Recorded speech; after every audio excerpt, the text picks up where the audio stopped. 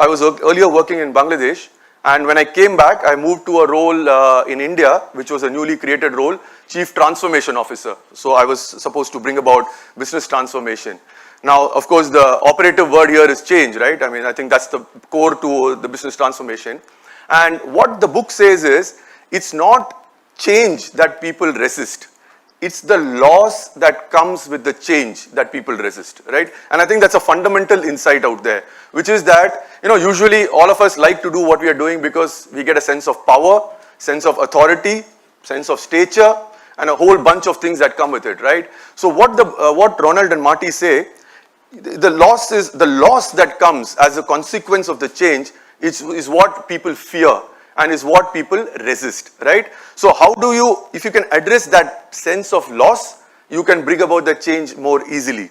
And that's something that, stuck in my head when I sort of worked through this role.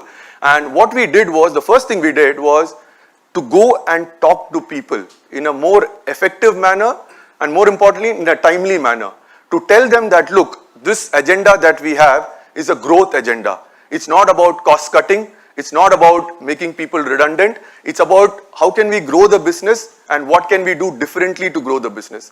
And the minute you start talking to people, and we did a whole amount of road shows, we did small group conversations, and then, people slowly started realizing that actually what we are talking about is how can I do things differently in order to get to a better place than where we are. And it's not about making people sort of redundant or getting rid of people.